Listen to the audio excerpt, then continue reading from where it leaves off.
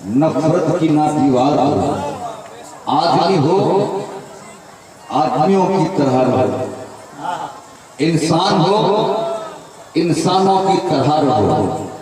आज तो ऐसा होता है भाई भाई में इख्तिलाफ, चचा भतीजा में इख्तिलाफ, बाप बेटा में इख्तिलाफ, मियाँ बीवी में इख्तिलाफ, हर रिश्ते के अंदर इख्तिलाफ शुरू हो गया। लेकिन मेरे दोस्तों, मिलने का क्या मजा है और बिछड़ने में क्या सजा है। जरा प्यार से बोलो, अरे मोहब्बत से बोलो ना यार। अगर शायरों के लिए बोलिएगा, और अगर शायर के लिए बोलिएगा तो अल्हम्दुलिल्लाह मैं भी हूँ, छोड़ूंगा नहीं आपको। लेकिन मेरा मनसब आज वो नहीं है। हर जगह इख्तिलाफ, आखिर इख्तिलाफ किसको, इख्तिलाफ से फायदा क्या है और मिलने मिलाने में इसमें फायदा क्या है। आप समझते हैं कि भाई से झगड़ा कर लेंगे मेरा फायदा हो जाएगा, भाई से दुश्मनी कर लो तो अपना फायदा हो जाएगा। अरे मुमकिन है भाई से झगड़ा कर लो तो दुनिया में तुमको 10 रुपये का फायदा हो जाएगा, 20 रुपये का फायदा हो जाएगा, 50 रुपये का फायदा हो जाएगा, लाखों का फायदा हो जाएगा। लेकिन आओ मेरे आका इरशाद फरमाते हैं कि जब एक मुसलमान दूसरे मुसलमान के दिल को खुश करता है, जरा प्यार से बोलो, आका फरमाते हैं उसको इतना सवाब मिलता है जैसा कि उसने 7 मर्तबा खाना काबा को बनाया। मोहब्बत से बोलो यार।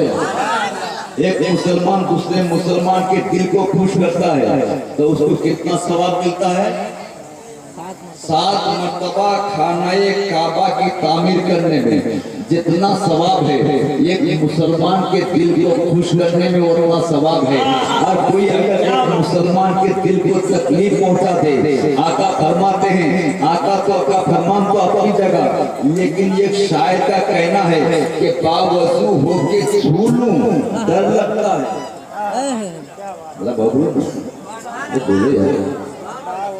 बावजू होके छू लूं डर लगता है, क्योंकि मोमिन का दिल नहीं खुदा का घर लगता है।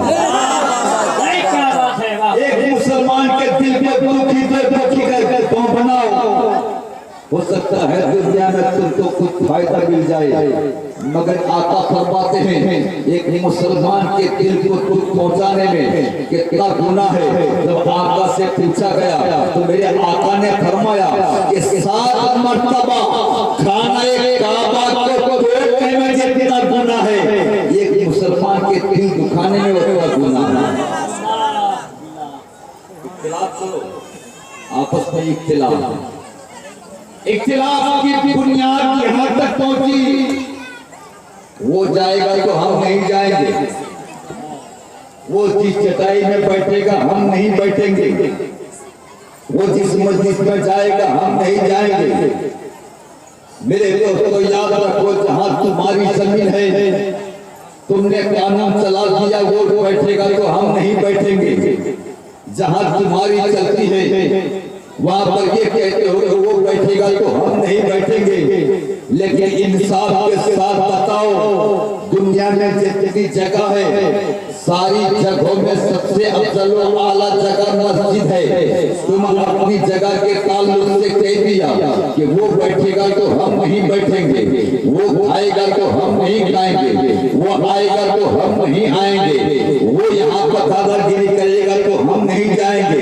यहाँ पर हमारी चलनी चाहिए, लेकिन इंसाफ के साथ बताओ, अपने दरवाजे का तुमने ये कानून बनाया, अपनी चटाई का तुमने ये कानून बनाया, इंसाफ के साथ बताओ मुसल्ले का कानून क्या है।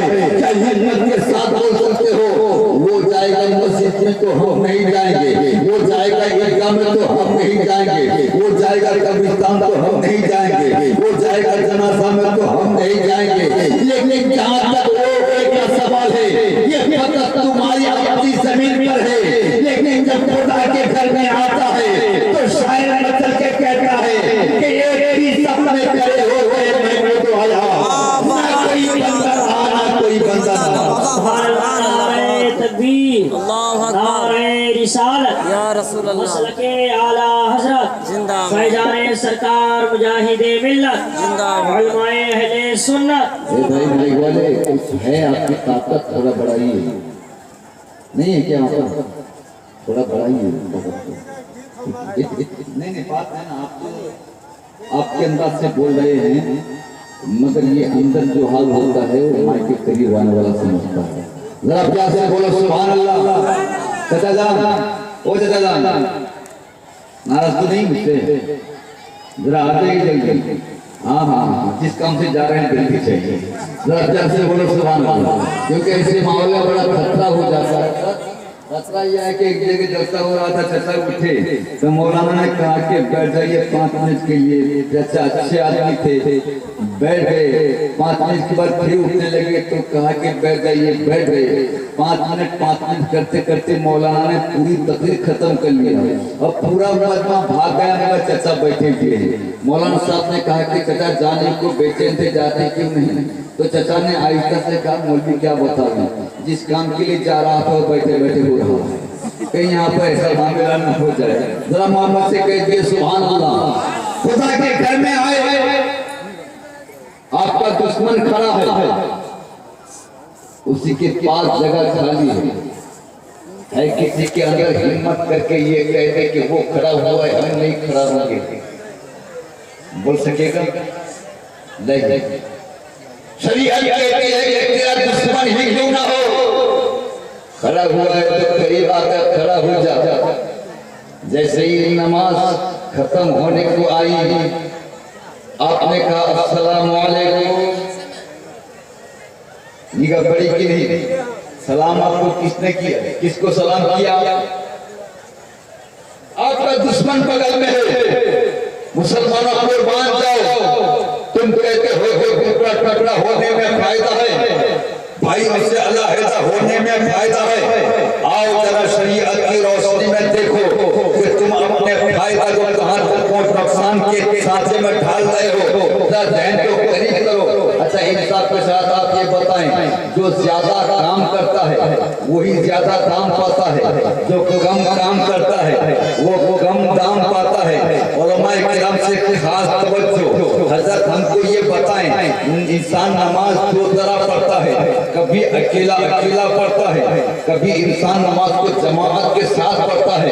अकेला में जब आदमी नमाज पढ़े तो आदमी खड़ा है तो कुछ पढ़ रहा है, झुका है तो कुछ पढ़ा है, सजदा है तो सजदा में है तो कुछ पढ़ रहा है, बैठा है तो कुछ पढ़ रहा है, कभी खामोश है कभी रेस्ट में है। जब अकेला में नमाजी नमाज पढ़ रहा है उसको कोई रेस्ट नहीं, उसको कोई आराम नहीं। लेकिन जब ये बंदा मोमिन भी नमाज को जमात के साथ पढ़ रहा है, इमाम आगे किरत कर रहा है, 50 आयत 7 आयत तक की किरत कर रहा है, मुक्तदी मुकम्मल रेस्ट में इमाम जोर से पढ़ रहा है तो मुक्तदी उसको सुनते हैं। इमाम आहिस्ता पढ़ रहा है तब भी मुक्तदी खामोश है, मुक्तदी मुकम्मल रेस्ट में।